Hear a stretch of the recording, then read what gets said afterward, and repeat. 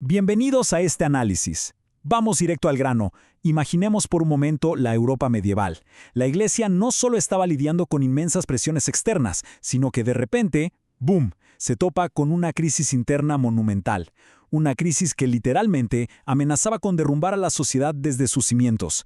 Para enfrentar esto, la respuesta no podía ser sencilla. Tuvieron que armar una táctica súper compleja, una respuesta de dos caras. Por un lado, una medida puramente disciplinaria y por el otro, un movimiento profundamente espiritual. Para que no nos perdamos en esta colosal encrucijada, vamos a dividir este recorrido en 5 puntos. 1. La crisis interna cátara. 2. El increíble atractivo del catarismo. 3. Los orígenes de la Inquisición. 4. La tremenda renovación espiritual que surgió a la par. Y 5. Las lecciones que nos deja la historia. Arrancamos con el punto número 1. La crisis interna cátara y el desafío dualista. Fíjense en esto, porque no era un simple desacuerdo sobre cómo leer un texto sagrado, era un movimiento radical. Para los cátaros, sencillamente no había zonas grises. Su visión del mundo era un dualismo absoluto. Por un lado tenían al mundo material, todo lo físico, la naturaleza, nuestro propio cuerpo, todo eso era, sin lugar a dudas, obra directa del mal. Y por el otro lado estaba el espíritu, el alba. Eso era lo único bueno y puro. Esta división tan extrema moldeaba absolutamente todo lo que hacían y creían. Entonces, si todo lo material es intrínsecamente malo, ¿dónde deja eso a la religión tradicional? Pues la rechazaban por completo. Pensemos en lo radical de esto. Rechazaban el bautismo porque usa agua, y el agua es física, o sea, materia sucia. Rechazaban la jerarquía de la Iglesia, viéndola como pura corrupción mundana. Pero el punto de quiebre absoluto era la figura de Cristo. Para su lógica estricta, era literal y lógicamente imposible que un Dios puramente bueno tomara forma en un cuerpo físico y malvado. Era una contradicción que simplemente no podían tolerar. Pasamos al punto número 2, el atractivo del catarismo, la seducción en tiempos de desigualdad. Seguramente nos estamos preguntando cómo es posible que una doctrina tan sombría, que odiaba el mismísimo mundo en el que la gente tenía que vivir y comer, se volviera tan inmensamente popular. Bueno, la clave está en el tremendo contraste social de la época. Por un lado, la gente veía una parte del clero cubierta de joyas y viviendo en la opulencia. Pero por el otro, veían a los líderes cátaros, los famosos perfectos. Esta gente andaba descalza, comía casi nada y vivía con una austeridad extrema.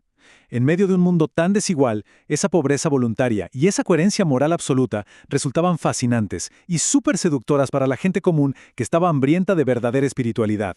Lo que nos lleva al punto número 3. Los orígenes de la Inquisición o la respuesta puramente legal. Aquí tenemos que hacer una pausa mental y quitarnos los lentes del siglo XXII, ¿de acuerdo? Hoy vemos la disidencia religiosa como libertad de expresión, pero en la mente medieval el concepto de herejía no era un simple error teológico. Como la fe y el orden civil eran básicamente lo mismo, cuestionar la religión era visto como un acto de traición a la patria. Literalmente se percibía como una amenaza directa que podía hacer colapsar toda la civilización. Para ellos, tolerar esto era dejar que el caos destruyera la sociedad. Al principio, lidiar con esto era tarea de los obispos locales, pero el catarismo creció tan rápido, sobre todo en el sur de Francia, que el sistema colapsó por completo. Empezaron a darse linchamientos y juicios arbitrarios, un caos total. Así que, ante este desastre, el Papa Gregorio IX dijo, necesitamos centralizar esto, y en el año 1231 institucionaliza los tribunales pontificios, poniéndolos principalmente en manos de los dominicos para intentar sistematizar los juicios y frenar esos abusos locales. Y bueno, la historia nos exige ser súper críticos aquí. Por un lado, es cierto que estos tribunales trajeron procedimientos mucho más formales que los caóticos juicios feudales. Ahora se pedían pruebas y testimonios estructurados. Pero hay una dura realidad. Hubo abusos sistemáticos y se utilizó la coerción para obtener confesiones. Y en los casos que consideraban más graves, se aplicaba la pena capital.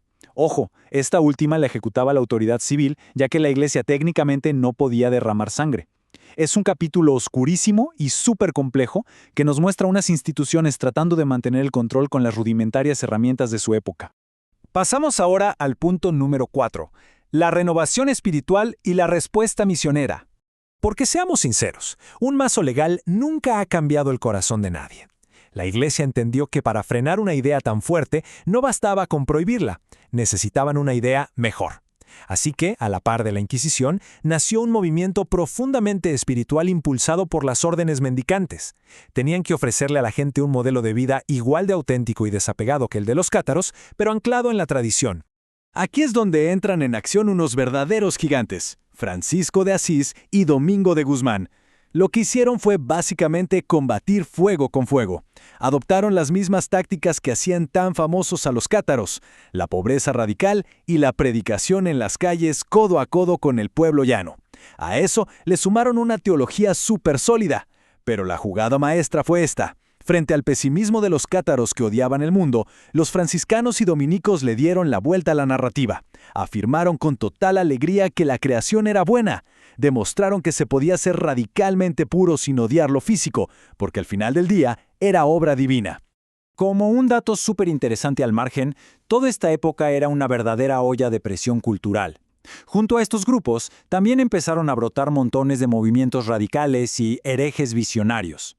Toda Europa estaba clamando desesperadamente por volver a la pureza original. Algunos de estos grupos lograron canalizar esa energía dentro de la institución, pero otros simplemente se radicalizaron y rompieron con todo. Fue una época explosiva. Finalmente, llegamos al punto 5, lecciones de la historia y nuestras reflexiones finales. Si hay algo central que podemos rescatar de todo esto, es esta brillante cita: la renovación más profunda de la Iglesia no ha venido solo de mecanismos jurídicos, sino del testimonio creíble de santidad y reforma interior. Esto encapsula a la perfección lo que pasó. Las leyes y la fuerza quizás contuvieron la crisis a nivel estructural, pero lo que realmente salvó y renovó a la institución fue la vida auténtica de personas que predicaron con el ejemplo, como Francisco y Domingo. Para cerrar este análisis, les dejo un par de preguntas rebotando en la cabeza. ¿Qué era lo que realmente planteaban los cátaros? ¿Y por qué fue tan increíblemente seductor en ese momento de la historia? Analizar cómo reaccionamos como sociedad ante la desigualdad y nuestra búsqueda constante de sentido nos enseña muchísimo. No solo nos abre una ventana a la Edad Media, sino también a la esencia de nuestra propia naturaleza humana. Ha sido un placer acompañarlos en este recorrido. Sigan cuestionando, sigan aprendiendo y nos vemos en la próxima.